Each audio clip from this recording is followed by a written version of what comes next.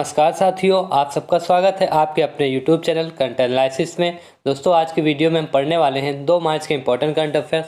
दोस्तों आज इस वीडियो में हम 2 मार्च के करंट अफेयर्स के साथ साथ पुराने करंट अफेयर्स और स्टैटिक जीके के भी क्वेश्चंस को कवर करने वाले हैं। दोस्तों अगर आप किसी भी एग्जाम की तैयारी करते हैं तो ये वीडियो आप सभी के लिए काफ़ी ज़्यादा हेल्पफुल होने वाली।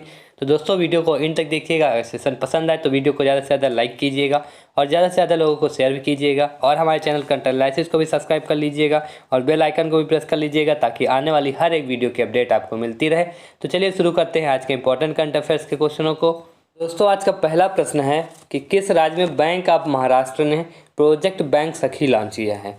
दोस्तों बात करें प्रोजेक्ट बैंक सखी ये किस राज्य में बैंक ऑफ महाराष्ट्र के द्वारा लॉन्च किया गया है। दोस्तों ये भी याद रखिएगा ये किसके द्वारा लॉन्च किया गया है, अगर आपसे एग्जाम में पूछता है दोस्तों बैंक ऑफ महाराष्ट्र के द्वारा। और दोस्तों किस राज्य में लॉन्च किया गया है, दोस्तों ये उड़ीसा राज्य में लॉन्च किया गया है। याद रखिएगा कहाँ पे लॉन्च किया गया है, तो उड़ीसा राज्य में इसे लॉन्च किया गया है प्रोजेक्ट बैंक सखी। और दोस्तों इसकी प्रोजेक्ट की बात करें डिटेल में, दोस्तों ऑनलाइन बैंक खाता खोलने के लिए ये महाग्राम और Suniwesh India finance services private limited के सहयोग से ये प्रोजेक्ट बैंक सखी की शुरुआत की गई है उड़ीसा राज्य में। और दोस्तों अगर बात करें बैंक ऑफ महाराष्ट्र की, ये भी पॉइंट्स इंपॉर्टेंट हो जाते हैं आपके एग्जाम में। अगर आपसे एग्जाम में पूछता है बैंक ऑफ महाराष्ट्र का मुख्यालय और स्थापना के बारे में, दोस्तों इसका मुख्यालय पुणे में हो जाता है। अगर स्थापना की बात करें तो बैंक ऑफ महाराष्ट्र की स्थापना हुई थी 16 सितंबर 1935 को। याद रखिएगा 16 सितंबर 1935 को बैंक ऑफ महाराष्ट्र की स्थापना हुई और इसका प्रेजेंट टाइम में मुख्यालय कहाँ पे हो जाता है दोस्तों, पुणे में। अब बात करें इसके प्रेजेंट टाइम में सीईओ कौन है, तो दोस्तों ए एस राजीव दोस्तों ये बैंक ऑफ महाराष्ट्र के सीईओ हो जाते हैं जिन्हें 2 दिसंबर 2018 में नियुक्त किया गया था। याद रखिएगा ए एस राजीव जो कि बैंक ऑफ महाराष्ट्र के सीईओ हैं प्रेजेंट टाइम में। और दोस्तों बात करें उड़ीसा स्टेट की, दोस्तों उड़ीसा की इस्टेब्लिशमेंट भी इंपॉर्टेंट हो जाती है, ये भी आपके एग्जाम में कई बार पूछा जा चुका है। अब बात करें उड़ीसा की इस्टेब्लिशमेंट की, तो दोस्तों इसकी इस्टेब्लिशमेंट 1 अप्रैल 1936 को उड़ीसा राज्य का गठन हुआ था। याद रखिएगा। अगर दोस्तों राजधानी की बात करें तो राजधानी हो जाती है भुवनेश्वर, उड़ीसा की राजधानी भुवनेश्वर हो जाती है। अगर राज्यपाल कौन है उड़ीसा की बात करें तो गणेशी लाल जी उड़ीसा के प्रेजेंट टाइम में राज्यपाल हो जाते हैं। और प्रेजेंट टाइम में मुख्यमंत्री कौन है उड़ीसा के, तो दोस्तों नवीन पटनायक जी ये उड़ीसा के मुख्यमंत्री हो जाते हैं। और दोस्तों सीटों की बात करें विधानसभा लोकसभा राज्यसभा की सीटें, तो दोस्तों उड़ीसा में विधानसभा की 147 सीटें हो जाती टोटल, याद रखिएगा। और लोकसभा की 21 सीटें हो जाती और राज्यसभा की 10 सीटें हो जाती है। याद रखिएगा इन सभी पॉइंटों को दोस्तों। ये पॉइंट काफ़ी ज़्यादा आपके एग्जाम के पॉइंट ऑफ व्यू से इंपॉर्टेंट हो जाते हैं क्योंकि आपके एग्जाम में स्टेट लेवल एग्जाम में तो जरूर दोस्तों इन पॉइंटों से क्वेश्चन जरूर बनते हैं आपके एग्जाम में। दोस्तों इस वीडियो में आज हम सबको डिटेल में कवर करेंगे, तो दोस्तों वीडियो को इन तक आप जरूर देखिएगा। दोस्तों चलिए देखते दोस्तों कुछ और इम्पॉर्टेंट पॉइंट्स की बात करें तो बच्चों के लिए ऑनलाइन प्रतियोगिता मोह प्रतिभा चलाया गया। याद रखिएगा ये उड़ीसा राज्य में स्टार्ट किया गया मोह प्रतिभा, जो कि बच्चों की ऑनलाइन प्रतियोगिता के लिए। और दोस्तों बात करें मोह जीवन कार्यक्रम की, दोस्तों ये कार्यक्रम लोगों को घर पर रहने के लिए कहता है। याद रखिएगा ये भी मोह जीवन ये कार्यक्रम जो घर पर रहने के लिए कहता है, ये कार्यक्रम किसके द्वारा चलाया गया, किस राज्य के द्वारा, दोस्तों उड़ीसा राज्य सरकार के द्वारा चलाया गया। और सुजल नल मिशन से पियो जल, दोस्तों ये भी योजना याद रखिएगा पियो जल योजना ये दोस्तों किस राज्य सरकार के द्वारा शुरुआत की गई, दोस्तों ये भी उड़ीसा राज्य सरकार के द्वारा इसका शुभारंभ किया गया। और दोस्तों भारत का पहला फायर पार्क कहाँ पे है, तो ये भी याद रखिएगा भारत का पहला फायर पार्क भुवनेश्वर उड़ीसा में हो जाता है। चलिए अब देखते हैं नेक्स्ट क्वेश्चन, यानी कि हाल ही में किस संघ ने रूस के राष्ट्रपति व्लादिमीर पुतिन को अध्यक्ष पद से निलंबित कर दिया है। दोस्तों बात करें रूस के राष्ट्रपति व्लादिमीर पुतिन को किस संघ ने निलंबित किया अध्यक्ष पद से, दोस्तों मानद पद से निलंबित किए गए हैं। तो दोस्तों अंतर्राष्ट्रीय जूडो संघ के मानद अध्यक्ष पद से निलंबित कर दिया गया है। याद रखिएगा किस संघ के द्वारा, तो दोस्तों अंतर्राष्ट्रीय जूडो संघ के द्वारा। और किसे निलंबित किया गया है, तो दोस्तों ये रूस के राष्ट्रपति हो जाते हैं प्रेजेंट टाइम में व्लादिमीर पुतिन। दोस्तों ये रूस और यूक्रेन का युद्ध चल रहा है इस वक्त, उसी से रूस के राष्ट्रपति व्लादिमीर पुतिन से लोगों की नाराजगी को जाहिर करने के लिए काफ़ी ज़्यादा इनका विरोध हो रहा है इस वक्त। याद रखिएगा दुनिया में इनका विरोध काफ़ी ज़्यादा किया जा रहा है, तो इन्हें कई पदों से निलंबित किया जा रहा है, कई पुरस्कारों से इनके भी वापस लिए जा रहे हैं। बात करें और भी डिटेल की दोस्तों अगर बात करें जूडो संघ की तो इसकी इस्टेब्लिशमेंट भी आपसे एग्जाम में पूछ सकती है क्योंकि ये भी इंपॉर्टेंट पॉइंट हो जाता है। अगर गठन की बात करें तो इसका गठन जुलाई 1951 में हुआ था और इसका मुख्यालय दोस्तों बुडापेस्ट हंगरी में हो जाता है। और अध्यक्ष की बात करें तो दोस्तों अध्यक्ष इसके मॉरिस विजरे थे और इन्हें ये मानद अध्यक्ष थे। याद रखिएगा व्लादिमीर पुतिन मानद अध्यक्ष के पद से निलंबित किया गया और इसके अध्यक्ष कौन थे दोस्तों, तो मॉरिस विजरे जी थे। याद रखिएगा दोस्तों और भी डिटेल की बात करें तो व्लादिमीर पुतिन को अंतर्राष्ट्रीय ओलंपिक समिति IOC इंटरनेशनल ओलंपिक कमेटी इसने भी जो इन्हें ओलंपिक से अवार्ड पुरस्कार छीन लिया है, याद रखिएगा। इनका भी जो रूसी राष्ट्रपति व्लादिमीर पुतिन से ओलंपिक के राष्ट्रीय जितने भी अवार्ड थे उनको छीन लिया गया है। और दोस्तों इनका काफ़ी ज़्यादा विरोध हो रहा है, याद रखिएगा, व्लादिमीर पुतिन का। तो ये सभी क्वेश्चन इंपॉर्टेंट हो जाते हैं इस वक्त आपके एग्ज़ाम में, इनसे रिलेटेड क्वेश्चन आपके एग्ज़ाम में पूछ भी सकता है दोस्तों। तो इन सभी पॉइंटों को आप याद रखिएगा। चलिए और तो डिटेल में बात करें, अगर बात करें अंतर्राष्ट्रीय ओलंपिक समिति की दोस्तों, इसका स्थापना 23 जून 1894 फ्रांस में हुआ था, याद रखिएगा। अगर IOC इंटरनेशनल ओलंपिक कमेटी की बात करें इस्टेब्लिशमेंट की, तो इसकी इस्टेब्लिशमेंट 23 जून 1894 फ्रांस में हुई थी। और इसका मुख्यालय दोस्तों लुसाने स्विट्ज़रलैंड में है। दोस्तों फ्रांस में इसकी स्थापना हुई थी और मुख्यालय कहाँ पे, हेडक्वार्टर, तो स्विट्ज़रलैंड लुसाने में हो जाता है। अगर प्रेजेंट टाइम में अध्यक्ष की बात करें तो थॉमस बॉच इसके IOC के दोस्तों अध्यक्ष हो जाते हैं, याद रखिएगा इन सभी पॉइंटों को। चलिए अब देखते हैं नेक्स्ट क्वेश्चन। दोस्तों नेक्स्ट क्वेश्चन है कि भारत और किस देश में 75 अरब डॉलर तक का द्विपक्षीय व्यवस्था का नवीकरण किया गया है। अब बात करें भारत और किस देश के साथ 75 अरब डॉलर की द्विपक्षीय व्यवस्था का नवीनीकरण किया गया है, तो दोस्तों जापान के साथ। भारत और जापान ने 75 अरब डॉलर का द्विपक्षीय व्यवस्था का नवीकरण किया है। डिटेल में समझे दोस्तों, तो दोस्तों इसका मतलब होता है कि जापान और भारत एक दूसरे से अपनी मुद्रा यानी भारत की मुद्रा रुपया और जापानी येन या अमेरिकी डॉलर में पैसा उधार ले सकते हैं, याद रखिएगा। और दोस्तों बात करें जापान की, तो जापान की राजधानी टोक्यो है, याद रखिएगा। जापान की कैपिटल क्या है, तो टोक्यो। अगर मुद्रा करेंसी की बात करें तो जापानी येन ये जापान की मुद्रा हो जाती है। और दोस्तों जापान के सम्राट की बात करिए, आपके CBT 1 में क्वेश्चन पूछा गया था कि जापान के सम्राट कौन है, तो नारुहितो ये जापान के सम्राट हो जाते हैं। और प्रधानमंत्री कौन है प्रेजेंट टाइम में, तो फूमियो किस्ता ये जापान के प्रधानमंत्री हो जाते हैं। चलिए देखते हैं नेक्स्ट क्वेश्चन। दोस्तों नेक्स्ट क्वेश्चन की हाल ही में गूगल ने किस देश में प्ले पास सब्सक्रिप्शन सेवा शुरू करने की घोषणा की है। ये दोस्तों गूगल के द्वारा शुरुआत की गई है प्ले पास सब्सक्रिप्शन। ये किस देश में शुरुआत की गई इसकी, तो दोस्तों भारत में, याद रखिएगा। भारत में प्ले पास सब्सक्रिप्शन सेवा की शुरुआत करने की घोषणा किसके द्वारा की गई, तो दोस्तों गूगल के द्वारा। कहाँ पे, तो दोस्तों भारत में। और डिटेल में बात करें दोस्तों, तो जो एंड्रॉयड डिवाइस उपयोग करता जो भी एंड्रॉयड डिवाइस उपयोग करता है उनको विज्ञापन और इन ऐप खरीदारी और अग्रिम भुगतान के बिना 1000 से अधिक एप्लीकेशन और गेम तक पहुँच प्रदान करेगी। याद रखिएगा ये जो सब्सक्रिप्शन है इसका क्या लाभ होने वाला है, तो दोस्तों याद रखिएगा पॉइंट को। अब बात करें गूगल की दोस्तों, तो गूगल के प्रेजेंट टाइम में CEO कौन हो जाते हैं, सुंदर पिचाई जी, याद रखिएगा सुंदर पिचाई जी जो कि गूगल के प्रेजेंट टाइम में CEO हैं।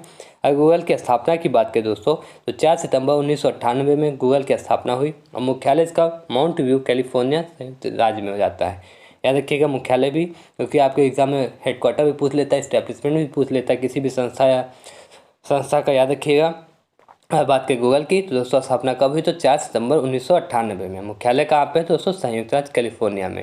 अगर CEO पूछता है आपसे एग्जाम में प्रेजेंट टाइम में गूगल के CEO कौन है, तो दोस्तों सुंदर पिचाई जी गूगल के CEO हो जाते हैं प्रेजेंट टाइम में। चलिए अब देखते हैं नेक्स्ट क्वेश्चन। दोस्तों नेक्स्ट क्वेश्चन की हाल ही में जन औषधि दिवस कब से शुरू हुआ। अब बात करें जन औषधि दिवस की, इसकी शुरुआत कब से हुई, दोस्तों 1 मार्च से जन औषधि दिवस की शुरुआत की गई, याद रखिएगा 1 मार्च से। और दोस्तों 1 मार्च से 7 मार्च तक जन औषधि दिवस का आयोजन किया जाएगा, याद रखिएगा। ये भी अगर आपसे कब तक पूछता है दोस्तों 1 मार्च से 7 मार्च तक। ये दोस्तों चौथा जन औषधि दिवस है। अगर बात करें इसकी थीम की, ये भी इंपॉर्टेंट हो जाता है कि चौथे जन औषधि दिवस का थीम क्या है, तो दोस्तों 2022 की थीम क्या हो जाती है, जन औषधि जन उपयोगी, याद रखिएगा इसकी थीम हो जाती है। और दोस्तों सरकार ने मार्च 2025 के अंत तक प्रधानमंत्री भारतीय जन औषधि केंद्र की संख्या को बढ़ाकर 10,500 करने का लक्ष्य रखा। अगर आपसे एग्जाम पूछता है कि प्रधानमंत्री भारतीय जन औषधि केंद्रों की संख्या बढ़ाकर कितना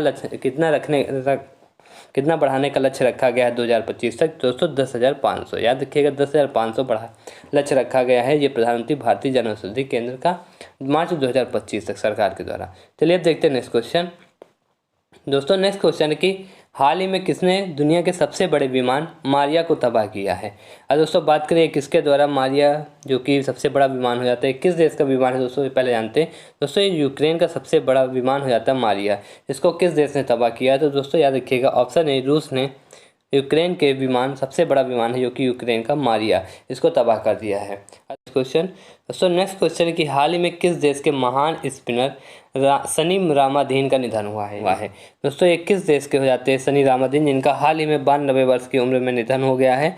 दोस्तों याद रखिएगा वेस्ट इंडीज के स्पिनर थे, याद रखिएगा ये वेस्ट इंडीज के महान स्पिनर थे सनी रामाधीन, जिनका हाल ही में 92 वर्ष की उम्र में निधन हो गया है। चलिए नेक्स्ट क्वेश्चन देखते हैं दोस्तों। नेक्स्ट है कि 28वां DST CII प्रौद्योगिकी शिखर सम्मेलन 2022 कहाँ शुरू हुआ। दोस्तों बात करें DST CII प्रौद्योगिकी शिखर सम्मेलन 2022 की शुरुआत कहाँ पे हुई है दोस्तों, ये भी याद रखिएगा 28वां संस्करण है, इसकी शुरुआत कहाँ हुई तो दोस्तों नई दिल्ली में। दोस्तों इसकी संस्करण की शिखर सम्मेलन 2022 की शुरुआत कहाँ हुई तो नई दिल्ली में।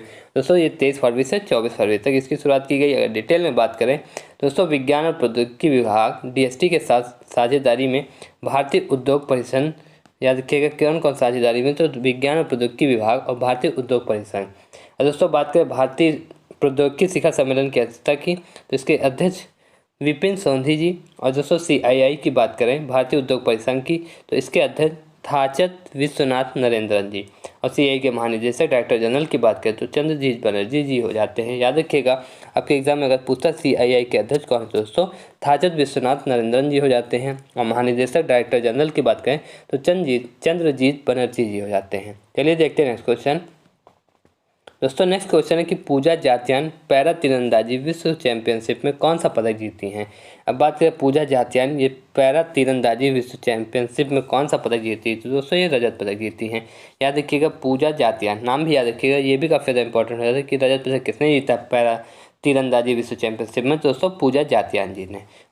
दोस्तों डिटेल में बात करें दोस्तों, दुबई संयुक्त अरब अमीरात में पैरा वर्ल्ड चैंपियनशिप का आयोजन हो रहा था। याद रखिएगा इसका आयोजन पूछता है दोस्तों तो दुबई में संयुक्त अरब अमीरात में इसका पैरा वर्ल्ड चैंपियन का आयोजन चला था, जिसमें पूजा जात्यान ने रजत पदक जीती हैं। और दोस्तों ये व्यक्तिगत वर्ग में, याद रखिएगा व्यक्तिगत वर्ग में रजत पदक जीतने वाली पहली भारतीय भी बनी है। ये भी याद रखिएगा अगर आपसे पूछता है कि पैरा वर्ल्ड चैंपियनशिप में रजत पदक जीतने वाली पहली भारतीय कौन है तो दोस्तों पूजा जात्यान जी हो जाती हैं। याद रखिएगा और इसका आयोजन दोस्तों दुबई में हो रहा था। चलिए अब देखते हैं नेक्स्ट क्वेश्चन दोस्तों। नेक्स्ट है कि हाल ही में NAC की अध्यक्ष के रूप में किसे नियुक्त किया गया है। अगर बात करें NAC की अध्यक्ष के रूप में किसे नियुक्त किया गया है तो दोस्तों भूषण पटवर्धन जी को NAAC के अध्यक्ष के रूप में नियुक्त किया गया है। अगर दोस्तों बात करें NAAC की दोस्तों राष्ट्रीय मूल्यांकन और प्रत्यानयन परिषद इसका नाम हो जाता है, पूरा नाम याद रखिएगा, इसका फुल फॉर्म भी याद रखिएगा, national assessment and accreditation council इसका फुल फॉर्म हो जाता है, ये कि बेंगलुरु में है। अगर इसकी इस्टेब्लिशमेंट की बात करें दोस्तों UGC के द्वारा 5 सितंबर 1994 को बनाया गया था। अगर संस्थापक अध्यक्ष की बात करें तो प्रोफेसर राम रेड्डी जी ये संस्थापक अध्यक्ष हो जाते हैं। और दोस्तों बात करें NAC ये होता क्या है तो दोस्तों ये जो विश्वविद्यालय होते हैं या कॉलेज होते हैं उनका आकलन या मूल्यांकन करता है ये संस्था, याद रखिएगा, उनको मान्यता प्रदान करता है ये संस्था। ये UGC के द्वारा स्वामित्व इसका किया गया था, याद रखिएगा ये भी। चलिए देखते हैं नेक्स्ट क्वेश्चन दोस्तों। नेक्स्ट क्वेश्चन की हाल ही में मुंबई के नए पुलिस आयुक्त के रूप में किसे नियुक्त किया गया। अब बात करें मुंबई पुलिस आयुक्त किसे नियुक्त किया गया है हाल ही में दोस्तों, याद रखिएगा मुंबई के नए पुलिस आयुक्त के रूप में दोस्तों संजय पांडे जी को नियुक्त किया गया है। किसे, ऑप्शन सी संजय पांडे जी को मुंबई के नए पुलिस आयुक्त के रूप में नियुक्त किया गया है। अब चलिए देखते हैं नेक्स्ट क्वेश्चन दोस्तों। नेक्स्ट क्वेश्चन है कि हाल ही में अंतर्राष्ट्रीय महिला दिवस सप्ताह की शुरुआत कब से कब तक हुई। अब बात करें अंतर्राष्ट्रीय महिला दिवस सप्ताह की शुरुआत की दोस्तों या 1 मार्च से 8 मार्च तक इसकी शुरुआत हुई है। और दोस्तों ये महिला एवं बाल विकास मंत्रालय के द्वारा शुरुआत की गई है। अभी याद रखिएगा दोस्तों ये सप्ताह भर उत्सव का आयोजन किया जाएगा, ये 1 सप्ताह पूरा इसका आयोजन चलेगा, तो 1 सप्ताह 1 मार्च से मतलब 8 मार्च तक इसका आयोजन होगा। और दोस्तों मंत्रालय के द्वारा महिलाओं की सुरक्षा और सशक्तिकरण से संबंधित विभिन्न विषयों को कवर किया जाएगा इस सप्ताह में, याद रखिएगा। और दोस्तों ये कार्यक्रम का आयोजन भी होगा कितने सप्ताह तक तो दोस्तों याद रखिएगा 1 सप्ताह तक, और पूछता कब से कब तक दोस्तों 1 मार्च से 8 मार्च तक। और किस मंत्रालय के द्वारा इसका कार्यक्रम की शुरुआत की जा रही है दोस्तों, महिला एवं बाल विकास मंत्रालय के द्वारा। चलिए देखते हैं नेक्स्ट क्वेश्चन दोस्तों। नेक्स्ट क्वेश्चन से पहले कुछ और भी इंपॉर्टेंट डेट्स को कवर कर लेते हैं। अब बात करें विश्व नागरिक सुरक्षा दिवस की, यह कब मनाया जाता है दोस्तों 1 मार्च को। अगर 46वां सिविल लेखा दिवस दोस्तों कब मनाया गया दोस्तों, ये 2 मार्च को मनाया जाएगा, याद रखिएगा। और शून्य भेदभाव दिवस दोस्तों 1 मार्च को। दोस्तों ये डेट काफ़ी ज़्यादा इंपॉर्टेंट हो जाती है क्योंकि ऐसे ही अब आपके एग्जाम में क्वेश्चन पूछे जाते हैं इन डेटों से रिलेटेड। अब बात करें पोलियो राष्ट्रीय टीकाकरण दिवस की दोस्तों 27 फरवरी को आयोजित किया गया। और विश्व एनजीओ दिवस की बात करें तो दोस्तों 27 फरवरी को विश्व एनजीओ दिवस और पोलियो राष्ट्रीय टीकाकरण दिवस। और राष्ट्रीय प्रोटीन दिवस भी दोस्तों 27 फरवरी, याद रखिएगा ये तीनों डेटों को। अब दोस्तों बात करें दुर्लभ रोग दिवस तो ये 28 फरवरी को, याद रखिएगा 28 फरवरी को दुर्लभ रोग दिवस। और दोस्तों राष्ट्रीय विज्ञान दिवस कब मनाया गया आप लोग कमेंट सेक्शन में कमेंट जरूर कीजिएगा। चलिए देखते हैं नेक्स्ट क्वेश्चन। नेक्स्ट क्वेश्चन है कि 31वें दक्षिण पूर्व एशियाई खेलों का आयोजन कहाँ किया जाएगा। बात करें 31वें पूर्ण दक्षिण पूर्व एशियाई खेलों के आयोजन की, तो दोस्तों ये वियतनाम में इसका आयोजन किया जाएगा। याद रखिएगा कहाँ पे, तो आसान पूछा दोस्तों वियतनाम में। और कब से कब तक होगा, तो दोस्तों 12 मई से 23 मई तक इसका आयोजन किया जाएगा वियतनाम में। याद रखिएगा 12 मई से 23 मई तक इसका वियतनाम में आयोजन किया जाएगा। और दक्षिणी पूर्व एशियाई खेलों में दोस्तों कुल 40 खेलों को शामिल किया गया है। अगर आपसे पूछता है टोटल कितने गेमों को शामिल किया गया, तो दोस्तों कुल 40 खेलों को शामिल किया गया है, जिसमें 10,000 से अधिक प्रतिभागी शामिल होंगे। याद रखिएगा 10,000 से अधिक। और दोस्तों 31वां दक्षिण एशियाई खेल हो जाता है वियतनाम में। अगर आपसे 2023 का पूछता है दक्षिणी पूर्व एशियाई खेल, तो उसका भी दोस्तों याद रखिएगा कंबोडिया में खेला जाएगा। वो कहाँ पे दोस्तों, क्योंकि वो भी डिसाइड कर दिया गया है कि 32वां दक्षिणी पूर्व एशियाई खेल कहाँ पे आयोजन किया जाएगा, दोस्तों कंबोडिया में। अगर 31वां पूछता है दोस्तों वियतनाम में। याद रखिएगा 32वां भी काफ़ी ज़्यादा इंपॉर्टेंट हो जाता पॉइंट, तो वो कंबोडिया में खेला जाएगा दोस्तों, याद रखिएगा। दोस्तों ये थे आज के 2 मार्च के इंपॉर्टेंट करंट अफेयर्स। दोस्तों वीडियो कैसी लगी कमेंट सेक्शन में आप सभी कमेंट जरूर कीजिएगा। वीडियो पसंद आए तो सेशन को लाइक कीजिएगा, ज़्यादा से ज़्यादा लोगों को शेयर भी कीजिएगा। और अभी तक हमारे चैनल कंटेंट एनालिसिस को सब्सक्राइब नहीं किया तो चैनल को भी सब्सक्राइब कर लीजिएगा और बेल आइकन को भी प्रेस कर लीजिएगा, ताकि आने वाली हर एक वीडियो की अपडेट आपको मिलती रहे। तो चलिए मिलते हैं अगली वीडियो में, तब तक के लिए नमस्कार।